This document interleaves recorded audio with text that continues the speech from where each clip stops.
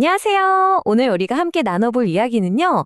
어쩌면 여러분이 세상을 보는 방식을 완전히 뒤바꿔 놓을지도 모르는 그런 좀 심오한 철학에 대한 거예요. 바로 사랑과 두려움. 이 두 가지가 우리 삶의 모든 걸 어떻게 결정하는지 지금부터 같이 한번 파헤쳐 보시죠. 자, 모든 건요, 정말 딱 이 질문 하나에서 시작돼요. 한번 생각해 보세요. 인생에서 진짜 중요한 선택의 순간, 그 갈림길에 섰을 때 여러분은 스스로에게 어떤 질문을 던지세요? 바로 그 질문이요. 어쩌면 우리 삶을 이끄는 보이지 않는 방향키 같은 걸지도 모릅니다. 이 철학에 따르면요, 우리의 모든 선택은 사실 딱 두 가지 질문 중 하나로 좁혀진대요. 첫 번째는 두려움에서 나오는 질문이죠. 나한테 이득이 되는 게 뭐지? 라거나 어떻게 하면 손해를 최소화할 수 있을까? 하는 것들이요. 그리고 두 번째는 바로 사랑의 질문이에요. 지금 사랑이라면 무엇을 할까? 이 되게 간단해 보이는 질문의 차이가 정말 완전히 다른 인생길을 만들어낸다는 겁니다.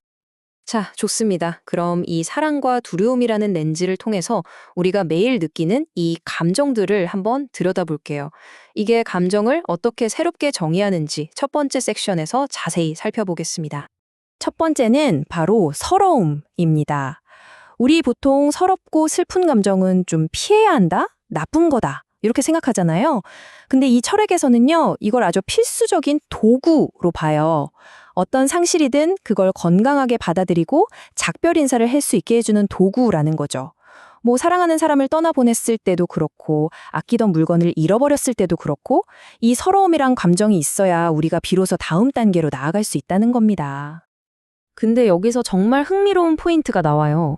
우리가 어릴 때부터 뚝 울지 마 이런 말 많이 듣잖아요.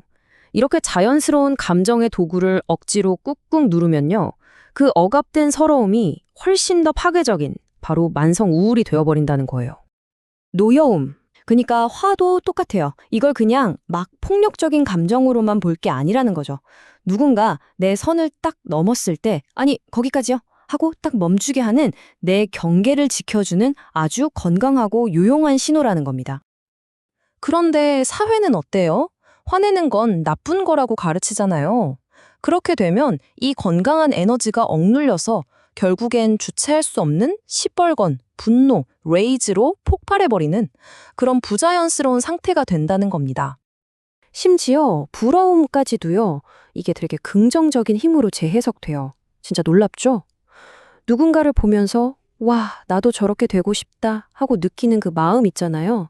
그게 바로 우리를 성장시키고 더 노력하게 만드는 아주 자연스러운 원동력이라는 거예요. 하지만 더 나아지고 싶다는 이 자연스러운 욕구를 억누르고 아니야, 난 저런 거 원하지 않아 하고 외면해버리면 그게 어떻게 되느냐? 바로 상대를 끌어내리고 싶어하는 파괴적인 감성, 질투로 뒤틀려버린다고 설명합니다. 자, 이 표를 보시면 핵심이 딱 보입니다. 우리가 흔히 나쁜 감정이라고 딱지 붙이는 만성 우울, 분노, 질투, 공포, 소요욕 같은 것들. 이게 사실은 원래부터 있던 게 아니라는 거예요. 오히려 서러움, 노여움, 부러움 같은 아주 자연스러운 감정의 신호를 우리가 억지로 눌렀을 때 나타나는 뭐랄까 부자연스러운 결과물이라는 거죠. 정말 중요한 포인트입니다. 자, 이렇게 감정을 완전히 새롭게 봤잖아요. 근데 이 철학은 여기서 멈추질 않아요. 이제 한 걸음 더, 훨씬 더 크게 나아가서 우리 사회의 가장 기본적인 틀, 그 근간에 대해서 아주 날카로운 질문을 던지기 시작합니다. 바로 이 문장입니다. 아이를 기를 준비가 가장 안 된 사람은 바로 젊은 부모이다. 와, 정말 도발적이죠? 이 한 문장으로 우리가 너무나 당연하게 생각하는 핵가족이라는 모델 자체에 그냥 정면으로 질문을 던지는 거예요. 왜 이런 주장을 하냐면요. 한번 생각해 보세요. 아직 자기 자신이 누군지, 어떻게 살아야 할지 한창 고민하고 찾아가는 중인 사람들에게 한 아이의 인생 전체를 안내하라는 이 엄청난 책임을 지우고 있다는 거죠.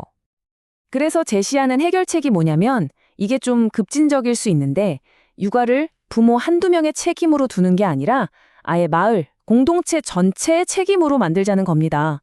특히 인생의 지혜가 풍부한 어르신들이 아이들의 주된 선생님이 되는 거죠. 이런 비판적인 시선은 교육으로까지 이어져요. 지금 우리 학교에서 배우는 게 과연 역사일까 하는 질문이에요. 실제로 일어난 모든 일을 보여주는 게 역사라면 특정 관점을 정당화하기 위해 선택되고 편집된 이야기는 정치에 가깝다는 거죠. 아주 날카로운 지적입니다. 자, 그럼 보세요. 감정도 다르게 보고 사회 구조도 다르게 봤어요. 그렇다면 우리 인생의 최종 목표라고 할 수 있는 행복은 어떨까요? 이 철학은 행복에 대해서도 우리가 아는 것과는 전혀 다른 이야기를 합니다. 이게 우리가 행복에 대해 가진 생각을 그냥 180도 뒤집어 버려요. 우리는 보통 행복해지기 위해서 무언가를 해야 한다고 생각하잖아요. 성공을 해야 하고 돈을 벌어야 하고. 근데 그게 아니라는 거예요. 순서가 반대라는 거죠. 행복은 얻어내야 할 결과물이 아니라 그냥 나의 상태라는 겁니다. 내가 이미 행복한 상태에 있고 그렇기 때문에 무언가를 한다는 거죠. 두 비가 아니라 비두인 셈입니다. 한 걸음 더 나아가서 이런 말까지 해요. 사회가 우리한테 섹스, 돈, 권력, 성공 이런 것들, 그러니까 우리가 사실은 가장 원하는 것들에 대해서 이상하게 죄책감을 느끼도록 가르쳐 왔다는 겁니다. 여기서 핵심은요, 이런 욕망들을 다시 되찾으라는 거예요. 단, 이걸 나 혼자 잘 먹고 잘 살기 위한 이기적인 목적으로 쓰는 게 아니라 내 삶을 더 풍요롭게 만들고 그 기쁨을 다른 사람들과 나누는 도구로 사용하라는 거죠.